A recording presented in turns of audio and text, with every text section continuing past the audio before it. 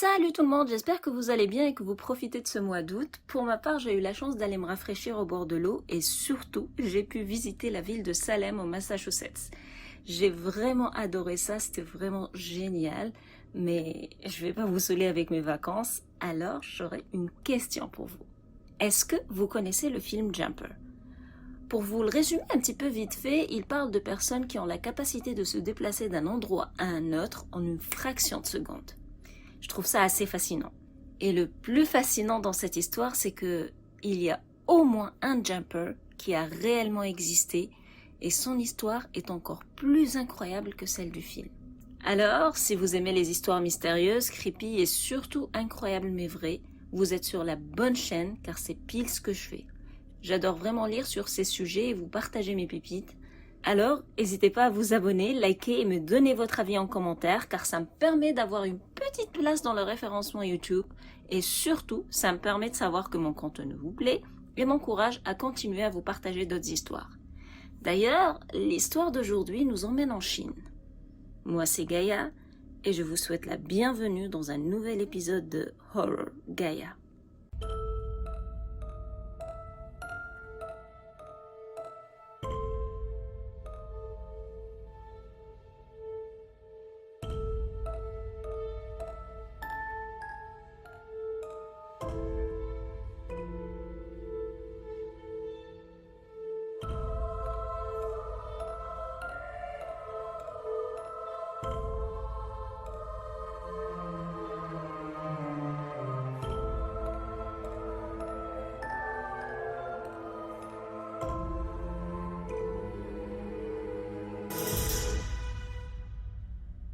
Nous sommes le 27 juillet 1977 dans le petit village agricole de Hebei. Wang Yangchu, qui était un agriculteur de 21 ans, avait eu une longue et rude journée dans les plantations de riz. Mais il faut dire que c'est toujours comme ça à cette période de l'année, puisqu'il devait se préparer à la récolte de l'automne. Wang vient d'une famille pauvre. Il n'avait même pas fini son enseignement au primaire et à 21 ans, il vivait toujours avec ses parents dans une petite maison. En gros, pour tous les jours que Dieu fait, sa vie se résumait à se lever à l'aube, marcher jusqu'aux plantations de riz où il travaillait, et du coup, il y travaillait toute la journée jusqu'à ce qu'il puisse à peine tenir sur ses deux jambes, puis il rentrait chez lui à pied et se couchait. Mais cette soirée du 27 juillet s'annonçait différente. Vers les coups de 21h, Wang a emprunté cette longue route de terre qu'il connaissait tant. Et malgré sa fatigue intense, il marchait en sifflotant un air joyeux. Et pour cause, Wang était pour la première fois de sa vie réellement enthousiasmé par l'avenir, puisqu'il venait juste de se fiancer avec une magnifique jeune fille d'un village voisin et leur mariage était prévu pour juste après la fameuse récolte d'automne. Wang était déjà en train de bâtir une petite maison dans laquelle ils pourraient tous les deux emménager après leur mariage. Et justement, ce soir-là était le premier soir où Wang devait faire un détour pour aller à sa maison, mais pas pour y faire des travaux. Il y allait pour l'admirer. Il s'y voyait déjà y vivre et avoir une famille avec sa dulcinée. Les fondations, les murs et le plafond étaient tous achevés. Il ne lui restait plus qu'à installer les fenêtres et les portes.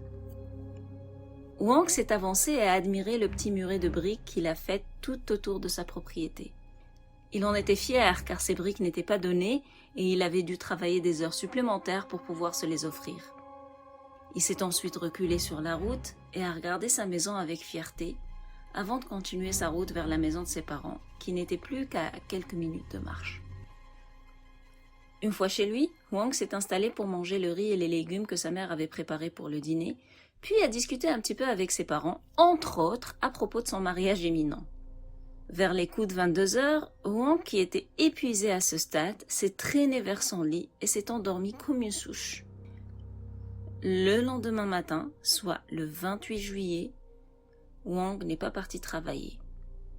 Inquiets de cette absence inhabituelle, les travailleurs à la plantation de riz ont envoyé l'un d'eux à la maison de Wang pour vérifier s'il allait bien. Arrivé sur place, cet ouvrier a toqué à la porte et la mère de Wang a répondu. Quand elle a su que son fils ne s'était pas présenté au travail, elle a regardé dans sa chambre et a trouvé son lit vide. À ce stade, elle n'était pas du tout inquiète. et elle a demandé à l'ouvrier d'aller vérifier s'il n'était pas en train de travailler sur sa maison un peu plus bas sur le chemin. L'homme est allé voir, mais Wang n'était pas là-bas. Il est alors revenu l'annoncer à la mère qui a senti alors son cœur se serrer d'un coup. Son fils s'était évaporé en ses os. La mère a pu avertir son mari de cette disparition et tous les deux se sont mis à demander aux voisins s'ils avaient vu leur fils et si ça ne les dérangeait pas de les aider à le rechercher.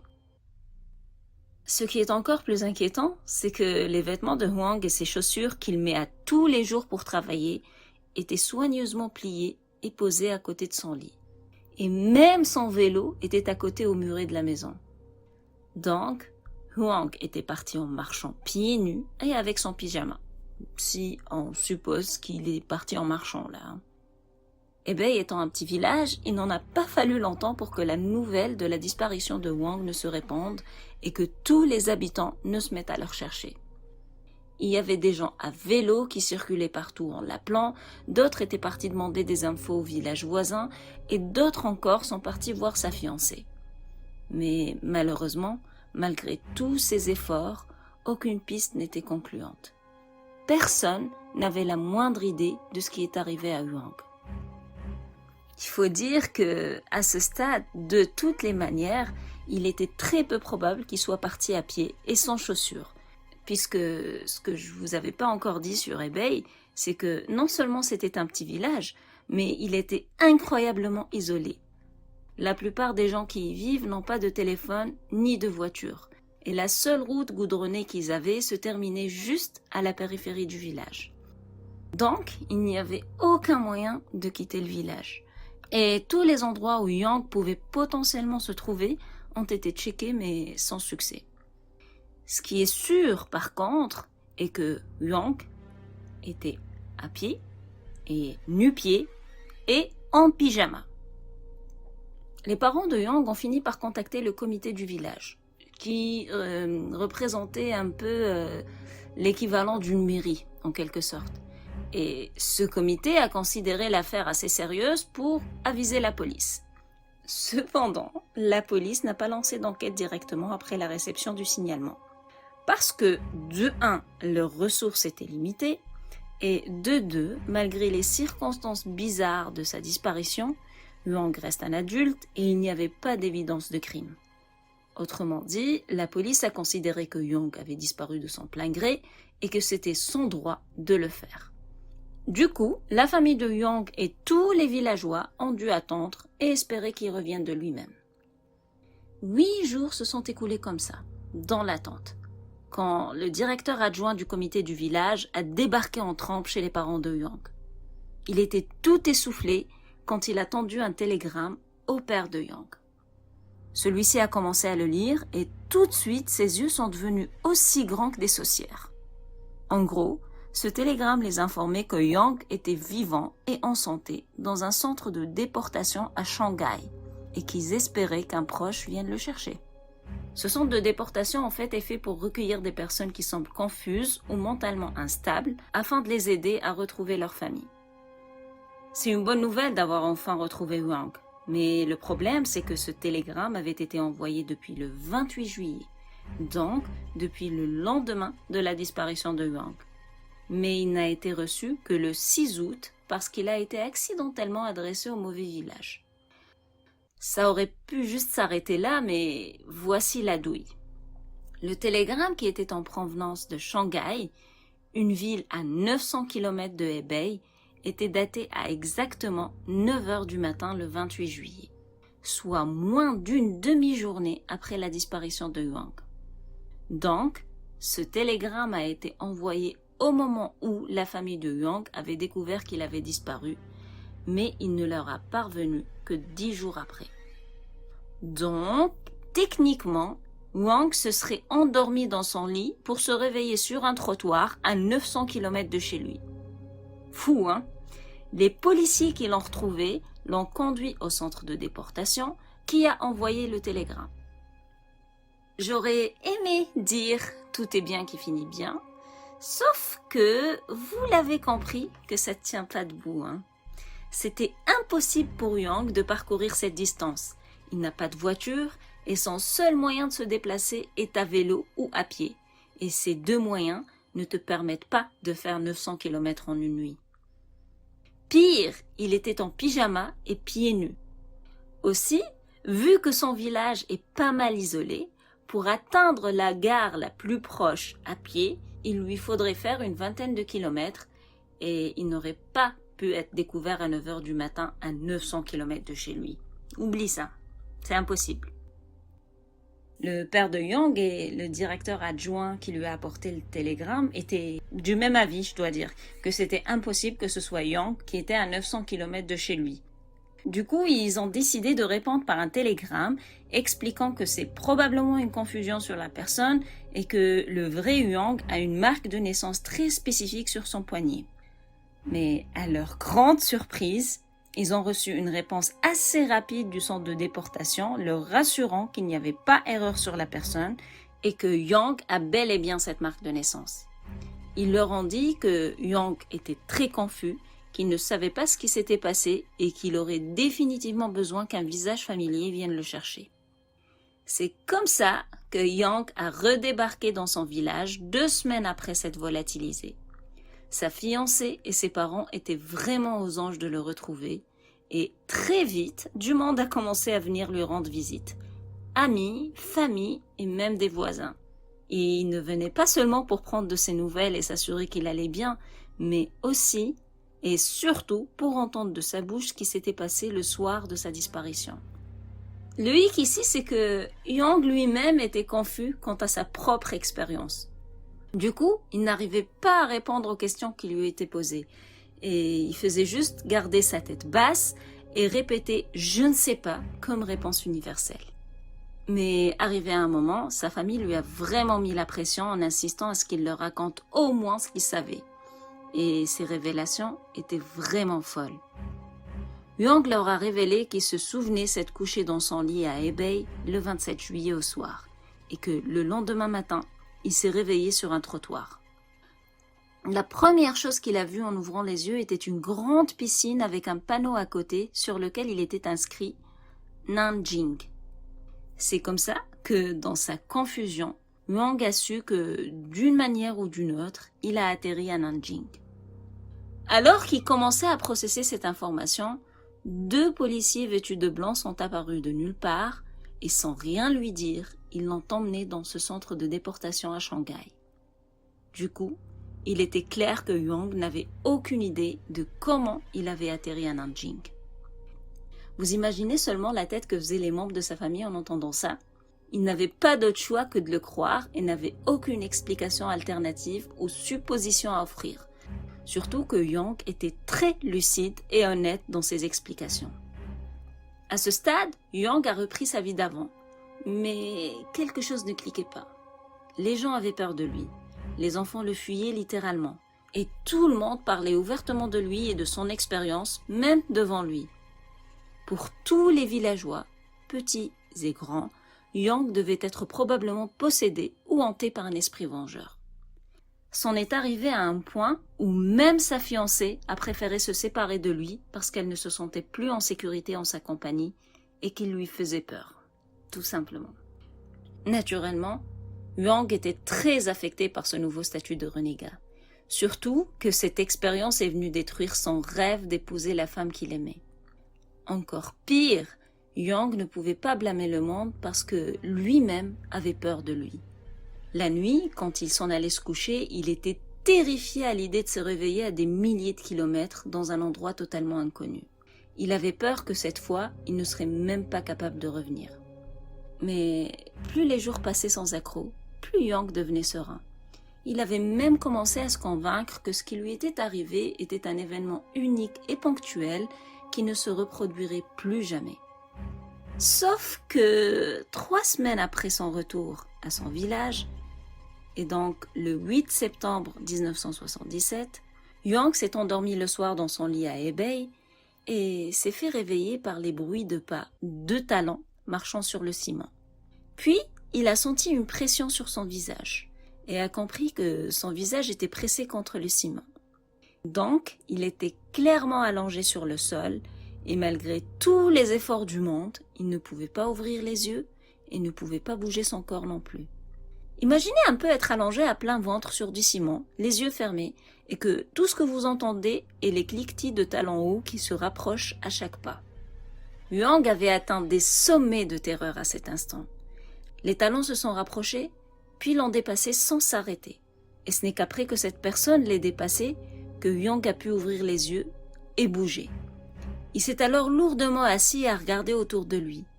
Sauf qu'en scrutant son environnement, il n'a vu personne. Il était complètement seul. Même cette personne qui venait juste de le dépasser semblait en quelque sorte s'être volatilisée. Yang était maintenant assis sur un trottoir en pleine nuit dans cette grande rue vide. Il y avait une horloge immense devant lui qui indiquait 1h du matin. Complètement apeuré, Yang s'est mis à marcher dans tous les sens en criant à l'aide. Et juste au moment où il allait commencer à courir de panique, il a senti une tape sur son épaule et une personne lui dire « C'est toi Yang Yangchu ?» Yang s'est retourné et a vu 2 hommes en uniforme militaire debout derrière lui. Pendant une fraction de seconde, il était heureux de trouver de l'aide. Mais il s'est rapidement demandé comment ces personnes le connaissaient-ils. Il leur a naturellement demandé d'où ils le connaissaient et les 2 hommes ne lui ont donné aucune réponse. Ils lui ont juste dit qu'il se trouvait dans une gare de Shanghai à 1000 km de Hebei. Yang avait tellement peur de se retrouver tout seul qu'il a préféré suivre ses 2 soldats sans trop poser de questions. Il s'est installé à l'arrière d'une Jeep et a roulé pendant quelques heures en dehors de la ville. La Jeep s'est arrêtée devant une immense base militaire entourée de plusieurs rangées de barbelés avec des sentinelles aux portes. La voiture conduite par l'un des 2 soldats a traversé plusieurs points de contrôle avant de s'arrêter au tout dernier. Là, les 2 soldats ont débarqué Huang de la voiture et l'empoignant par les épaules, ils l'ont escorté à travers le dernier point de contrôle tenu par des gardes armés. Le truc qui était complètement bizarre, c'est que pendant que Huang traversait ce dernier point de contrôle, les gardes armés ne semblaient même pas l'avoir remarqué, ni lui, ni les soldats qui l'accompagnaient. C'était comme si ils étaient devenus invisibles. Une fois ce point traversé, les 2 soldats l'ont conduit à un genre de bâtiment anonyme. Ils ont ouvert la porte et ont commencé à marcher avec lui dans ce long couloir tortueux qui ressemblait à un labyrinthe, jusqu'à atteindre une grande porte fermée sur laquelle il était marqué « Division quartier général ». Et avant que Yang ne puisse dire quoi que ce soit, l'un des 2 soldats qui étaient avec lui a toqué à la porte et l'a ouverte sans attendre de réponse. Les 2 soldats ont alors gentiment mais fermement poussé Huang à l'intérieur et sont entrés derrière lui avant de refermer la porte. Huang s'est retrouvé devant ce grand bureau derrière lequel était assis un fonctionnaire militaire clairement très haut gradé en vue de son uniforme. Et on va dire que ce fonctionnaire était un général pour la facilité de la narration par après. Lorsque cet homme, le général, a levé les yeux et a vu Huang devant lui, il s'est immédiatement levé en dégainant son arme. Avec Huang en joue, le général lui a demandé ce qu'il faisait dans son bureau et comment il a fait pour arriver jusque-là. Huang a immédiatement levé les mains en l'air pour montrer qu'il ne représentait pas une menace et a pointé les 2 soldats derrière lui en disant que ce sont eux qui l'ont conduit jusqu'ici. Sauf que le général lui a répondu par une question vraiment flippante. Il lui a demandé « Qui ça, eux ?» À cette question, Yang s'est retourné pour découvrir qu'il était tout seul. Les 2 soldats qu'il avait escortés s'étaient juste volatilisés. Et quand je dis volatilisés, je pèse mes mots, puisque Yang les a vus entrer avec lui au bureau, mais ne les a jamais entendus partir pendant la fraction de seconde où le général l'a découvert devant lui. Le général s'est mis alors à aboyer dans sa radio et 1 seconde plus tard, des soldats armés ont débarqué en courant. Ils ont arrêté Yang qui avait toujours ses mains en l'air. Ils l'ont ensuite interrogé sur la façon dont il était entré dans la base. Ils voulaient savoir comment il a fait pour traverser les gardes, s'il avait escaladé la clôture ou s'il l'a scié et d'autres questions du même style.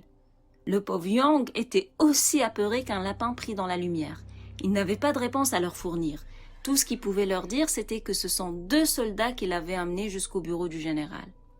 Après quelques jours d'investigation infructueuse, Yang a été renvoyé à Hebei.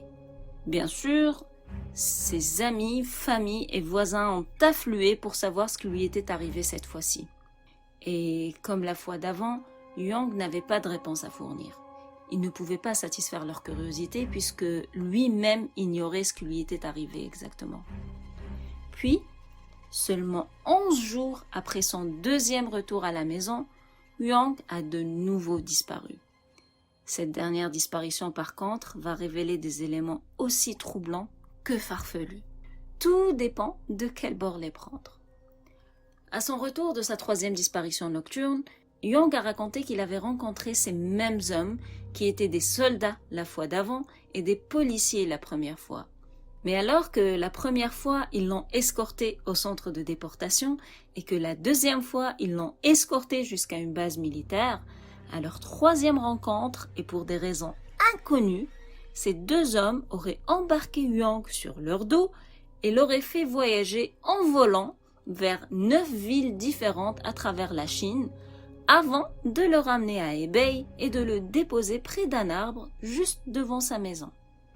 Cette dernière virée nocturne semblait la plus invraisemblable et absurde, ce qui a valu à notre cher Young un interrogatoire plus agressif parce que l'histoire semblait être inventée, même par rapport à ces deux aventures précédentes. Comment Young pouvait-il voler sur les dos des deux personnes? Est-ce que ces personnes avaient des appareils qui leur permettaient de voler? À quelle vitesse devaient-ils voler pour faire 9 villes en une nuit et revenir à leur point de départ? Et pourquoi faire ça? Tout le monde aurait pu se dire que Young a sûrement inventé au moins ce dernier voyage forcé, si ce n'est que Young connaissait la météo dans chacune des 9 villes vers lesquelles il a été transporté la nuit de sa visite. Il savait quel spectacle était joué dans ces villes cette nuit-là et avait même donné des descriptions très précises des endroits où il s'était trouvé dans chacune de ces villes. Bien sûr, toutes ces informations ont été vérifiées et se sont avérées exactes. Young, qui je vous le rappelle était un simple fermier d'un petit village, n'aurait pas pu obtenir ces informations. Encore moins avec une telle précision puisqu'on était dans les années 70 et qu'il n'y avait pas encore d'internet. Donc, sachant qu'on n'a pas pu expliquer à ce jour comment Young a pu avoir ces infos autrement qu'en s'envolant la nuit pour visiter ces villes, le bénéfice du doute plane encore sur sa version des faits. Et de toute manière, toute l'expérience de Young, c'est-à-dire ces 3 voyages nocturnes, n'ont pas pu être démystifiés ni expliqués, puisque Young avait suffisamment de légitimité et d'informations vérifiables dans ces 3 voyages, et ça ne peut pas être ignoré.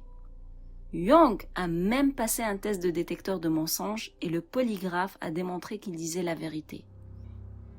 Plusieurs personnes ont clamé qu'il aurait pu mentir pour des intérêts personnels, mais quels auraient été ses intérêts puisque, rappelons-le, cette histoire lui a tout simplement pourri la vie.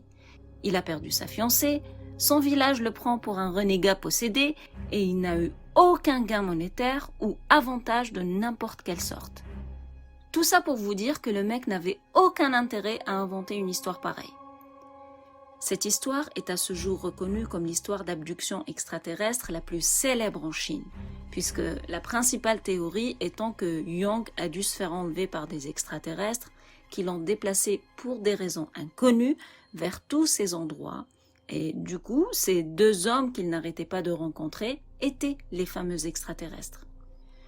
De mon côté, la théorie des djinns me semble aussi plausible, puisque j'ai déjà entendu des histoires pareilles venues de pays arabes et qui parlaient clairement des djinns. D'ailleurs, dans leur folklore, les jumpers existent et c'est vraiment des personnes qui voyagent grâce au pouvoir des djinns, justement. Mais le point le plus important et qui m'intrigue le plus, c'est que personne ne connaît les vraies raisons qui ont motivé ces voyages. Et ce, quelle que soit la nature de l'entité ou des entités qui l'ont initié. Aujourd'hui, Young vit toujours à Hebei. Il a eu un fils et une fille et beaucoup de petits-enfants. Et malgré les années qui ont passé, il refuse toujours de parler de ce qui lui est arrivé parce que, encore une fois, ça a détruit sa vie à une certaine époque. L'histoire se termine là, j'espère qu'elle vous a intrigué autant que moi. Dites-moi dans les commentaires ce que vous en avez pensé et si vous avez des théories à proposer. Je vous souhaite de passer une belle semaine, profitez bien de ce beau mois d'août, amusez-vous, sortez et découvrez de nouvelles choses, restez bienveillants et surtout restez safe. Ciao!